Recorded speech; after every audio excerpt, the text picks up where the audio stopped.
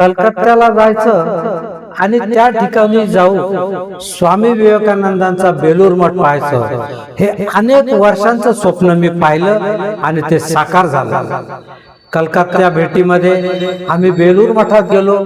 बेलूर मठात आम्ही काय काय पाहिलं, आम्हाला त्या ठिकाणी काय काय दिसलं आणि स्वामी विवेकानंदांबद्दल कोणत्या गोष्टी कळाल्या, ते आजच्या या व्हिडिओत मी तुम्हाला सांगणार आहे. नमस्कार, मी विजय गोळे सर आपलं सगळ्यांचं स्वागत करतो. आज आपण कलकत्त्याच्या बेलूर मठात जाणार आहोत.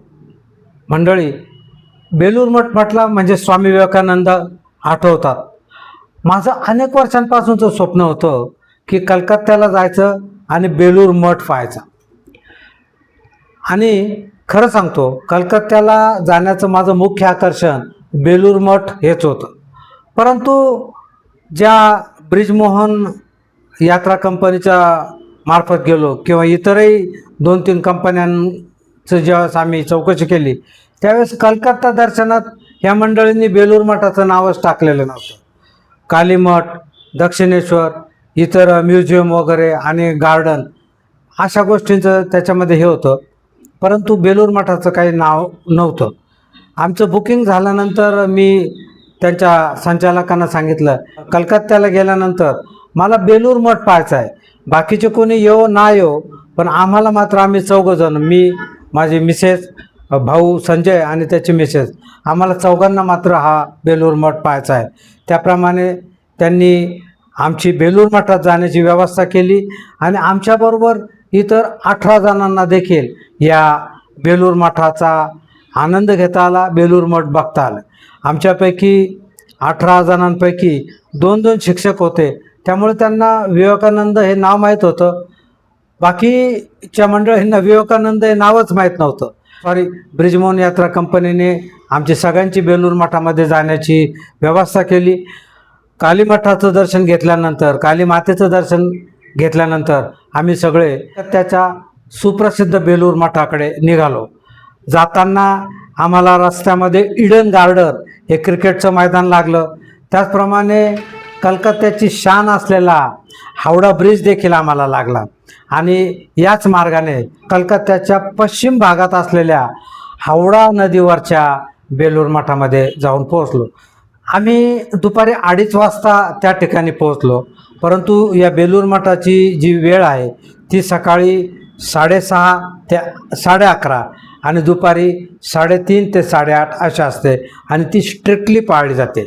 या बेलूर मठामध्ये दररोज 25,000 ते 30,000 पर्यटक येतात. त्याचप्रमाणे परदेशी पर्यटक जे आहेत ते मोठ्या संख्येने जगभरातून या ठिकाणी येतात. आम्ही 1 तास आधी त्या ठिकाणी बसलो, परंतु तो जो परिसर आहे तो बेलूर मठाच्या आसपासचा सुरुवातीचाच परिसर होता. पूर्वी या ठिकाणी घनदाट जंगल होतं आणि या ठिकाणी रामकृष्ण परमहंस गेल्यानंतर स्वामी विवेकानंद आणि त्यांच्या इतर गुरुबंधूंनी या मठाची निवड केली आणि या ठिकाणी त्यांनी 14 वर्ष या रामकृष्ण परमहंसांच्या अस्थी ठेवून त्यांची तिथे पूजा अर्चा केली.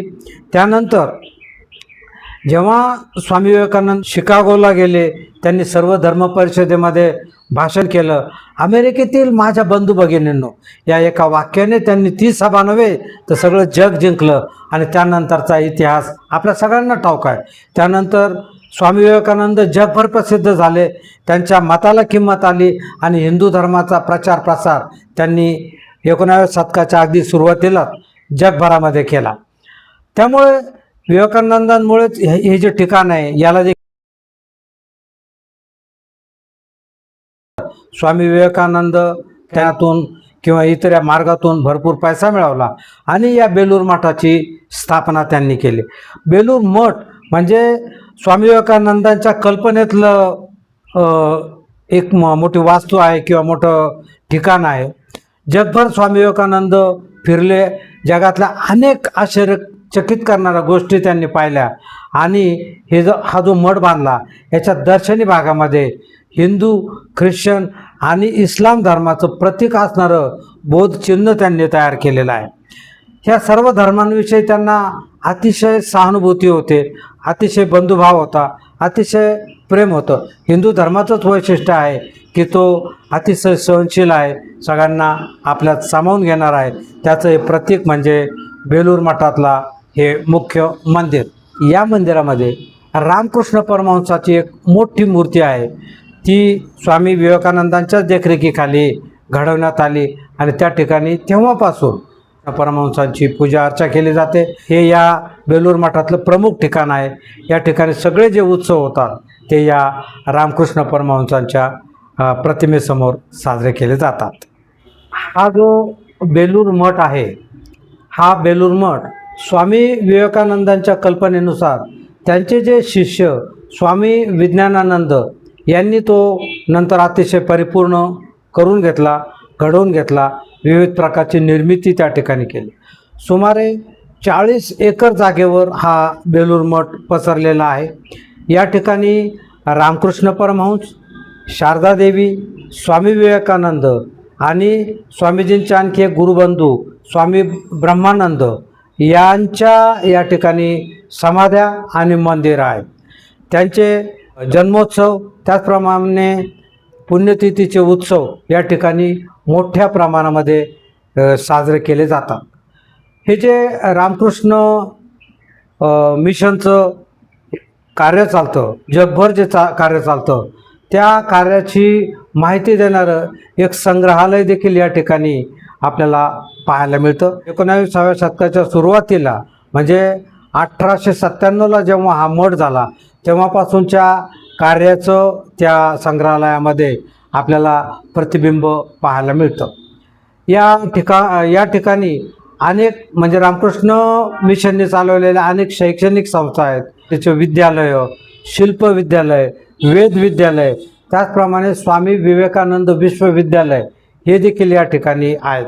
ही जी संस्था ही फक्त ज्ञानाचाच प्रचार प्रसार करते असं नाही, तर अगदी गरीब आणि भुकेलेले लोक, शेतकरी, श्रमिक यांच्या आरोग्याची, त्याचप्रमाणे त्यांच्या खाण्याची, त्यांच्या कपड्याची, त्यांच्या शिक्षणाची सगळी व्यवस्था या रामकृष्ण मिशनच्या तर्फे केली जाते. त्याचं जे कार्य आहे ते नेमकं याच ठिकाणून चालतं आणि जगभरामध्ये जो 163 केंद्रांमधून हे कार्य चालतं. अतिशय मोठ्या प्रमाणामध्ये आजही हे कार्य चालू आहे आणि खूप मोठ्या प्रमाणामध्ये लोकांना याच्या माध्यमातून मदत मिळते आहे. हे केंद्र म्हणजे फक्त धार्मिक केंद्र नाही, तर लोकांना जीवन जगवणारं, लोकांना जीवनाचं तत्त्वज्ञान सांगणारं आणि आपण जीवन जगत असताना मुक्ती कशी मिळवता येईल, सुखाचा संसार कसा करता येईल, जीवन जगताना धर्म, अर्थ, काम, मोक्ष हे उद्देश आपल्याला कसे सफल करता येईल ते शिकवणारी ही संस्था आहे. त्यामुळे जगभरातील अगदी पाश्चात्य देशातील, अमेरिकेतील लोक देखील या केंद्राला भेट देतात आणि या ठिकाणी ख्रिसमस, त्याचप्रमाणे दुर्गा महोत्सव अतिशय मोठ्या प्रमाणामध्ये साजरे केले जातात. त्यावेळेस स्थानिक बंगाली बंधू भगिनी तर इथे मोठ्या संख्येने येतात, परंतु जगभरातील अनेक पर्यटक म्हणजे लाखो लोकांचा मेळा या ठिकाणी त्यावेळेस भरतो आणि या सगळ्यांच्या उत्साहाचं, त्यांच्या चैतन्याचं हे प्रतीक म्हणजे हा बेलूर मठ आहे. आजच्या घडीला बेलूर मठाचं मुख्य वैशिष्ट्य म्हणजे स्वामी विवेकानंदांची जी रूम आहे, ज्या ठिकाणी ते राहत होते, ती या ठिकाणचं प्रमुख आकर्षण आहे. स्वामी विवेकानंद जवळजवळ 1897 किंवा त्याच्या आधीपासून या परिसरामध्ये राहिलेले आहे. तर 1897 पासून त्यांचा अगदी शेवटचा दिवस जुलै 1902 या दिवशी त्यांचं महानिर्वाण झालं. तोपर्यंत स्वामीजी या परिसरामध्ये राहिलेले आहे, या परिसरामध्ये वावरलेले आहे. अतिशय आवडीचं असं हे त्यांचं ठिकाण होतं. त्यामुळे त्यांच्या वास्तव्याने ही जी जागा पवित्र झालेली आहे. त्यांचं वास्तव्य आजही अनेकांना त्या ठिकाणी जाणवतं, अनेकांना प्रेरणा देतं. लाखो, करोडो, अब्जावधी लोकांना प्रेरणा देणारं स्वामी विवेकानंदांचं जे व्यक्तिमत्व घडलं, जे फळलं आणि रोमांचित झालं, उत्साहित झालं, आनंदित झालं, जगभर ज्यांनी उत्साहाचं, चैतन्याचा आणि ज्ञानाचा प्रचार प्रसार केला, असे स्वामी विवेकानंदांनी त्यांच्या वास्तव्याने हे ठिकाण अतिशय पवित्र झालेले. या ठिकाणची प्रत्येक कण या स्वामी विवेकानंदांच्या वास्तव्याने पवित्र झालेला आहे. आजही त्याची अनुभूती अनेकांना येते. या ठिकाणी स्वामी विवेकानंदांची जी रूम आहे बेडरूम, त्याच्या आधी म्हणजे त्याच्या बाजूला स्वामी ब्रह्मानंद यांची बेडरूम आहे किंवा त्यांची मेडिटेशन रूम आहे. त्या ठिकाणी आम्हाला जे मुख्य आकर्षण होतं ते स्वामी विवेकानंदांची बेडरूम, त्यांची जी ध्यानधारणा करण्याची खोली, ज्या खोलीत ते राहिले ती पाहण्याची होती. नदीच्या अगदी काठाला ही त्यांची रूम आहे. सध्या ती खिडक्या त्याच्या बंद आहे, काचेतूनच आपल्याला ती रूम पाहता येते. त्या रूममध्ये जाण्यासाठी एका बाजूने जिना केलेला आहे, वरती जायचं, रूम बघायची आणि दुसऱ्या जिन्याने खाली यायचं, अशी व्यवस्था केलेली आहे. या ठिकाणी स्वामीजींनी वापरलेल्या वस्तू अगदी जसाच्या तशा ठेवलेल्या आहे. त्याच्यामध्ये मुख्य म्हणजे त्यांचा एक मोठा बेड आहे, जो त्यांच्या पाश्चिमात्य शिष्यांनी त्यांना दिलेला होता. परंतु स्वामीजी त्या बेडवर फार क्वचित झोपायचे किंवा बसायचे. त्यांना ही आपली जी खाट आहे तीच आवडायची किंवा बऱ्याच वेळा तर ते जमिनीवर चटई वगैरे टाकून त्या ठिकाणी झोपायचे. त्या ठिकाणी एक वेताची खुर्ची आहे, ती मात्र स्वामीजींची आवडती होती. त्या खुर्चीत बसून ते आपल्या गुरुबंधूंशी किंवा शिष्यांशी संवाद साधायचे. त्याचप्रमाणे त्यांचं एक लिखाणाचं टेबल, खुर्ची देखील त्या ठिकाणी आहे. या ठिकाणी बसून स्वामीजींनी अनेक लेख लिहिलेले आहेत, आपल्या गुरुबंधूंना पत्र लिहिलेले आहेत. स्वामी विवेकानंदांचा पत्रव्यवहार तर जगभर प्रसिद्ध आहे, तो त्यांनी बराचसा या ठिकाणाहूनच केलेला आहे. त्याचप्रमाणे स्वामीजींना वीणावादन, पखवाजवादन, तबलावादनाची आवड होती. ते अगदी वाद्य वाजवून भजनं म्हणायचे, गाणं म्हणायचे, कविता रचायचे. तर त्यांच्या वस्तू देखील म्हणजे तबला, वीणा वगैरे सगळं त्या ठिकाणी आजही व्यवस्थित ठेवलेलं आहे. त्याचप्रमाणे स्वामीजी जे वापरायचे ते कपडे, त्यांचं फेटा, अंगरखा आणि मुख्य म्हणजे त्यांचे जे पादत्राणे जे शेवटी त्यांनी वापरले ते आपल्याला या ठिकाणी पाहायला मिळतं आहे. ही जी रूम आहे ही या हावडा नदीच्या अगदी काठावर आहे. त्यांच्या त्या कॉरिडॉरमधून ती आपल्याला हावडा नदी पण दिसते. अर्थात आपल्यासारख्यांना तिथे सध्या प्रवेश नाही. स्वामीजींचे जे लोक आहेत ते मात्र तिथे जाऊ शकतात. कॉरिडॉर वगैरे अतिशय चांगल्या जुन्या पद्धतीचं आहे, परंतु अतिशय छान आहे. मुख्य म्हणजे स्वामी विवेकानंदांचं आहे म्हटल्यानंतर तिथं काहीही अमंगळ किंवा काही हे नाही, सगळंच चैतन्य, सगळंच छान, सगळंच मस्त. ते पाहिल्यानंतर खरंच मनापासून समाधान झालं.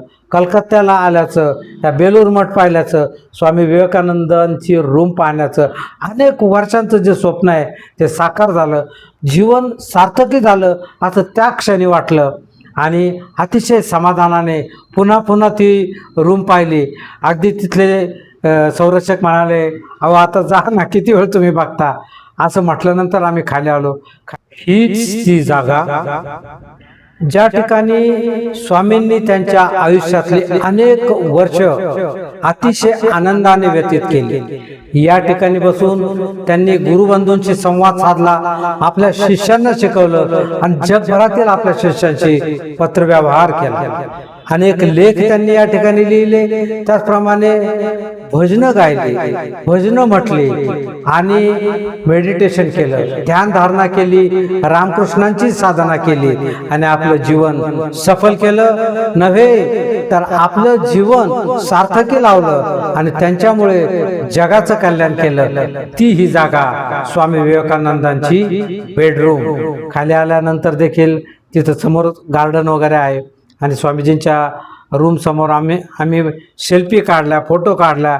खरं म्हणजे मन भरत नव्हतं, त्या ठिकाणून निघण्यासाठी पाऊल उचलत नव्हतं. परंतु आमचा जो वेळ आहे जो संपत आलेला होता, आम्हाला फक्त 1 तास या ठिकाणी यायचं होतं. त्यानंतर आमची ट्रेन होती, त्यामुळे अतिशय जड अंतकरणाने परंतु तृप्त मनाने आम्ही तिथून निघालो. बेलूर मठातून बाहेर ड्रायव्हर आमची गाडी घेऊन वाटच पाहत होता आणि त्या गाडीमध्ये बसून आम्ही रेल्वे स्टेशनकडे निघालो. मंडळी, बेलूर मठ अशा प्रकारे पाहिला अनेक वर्षांचं स्वप्न आमचं साकार झालं.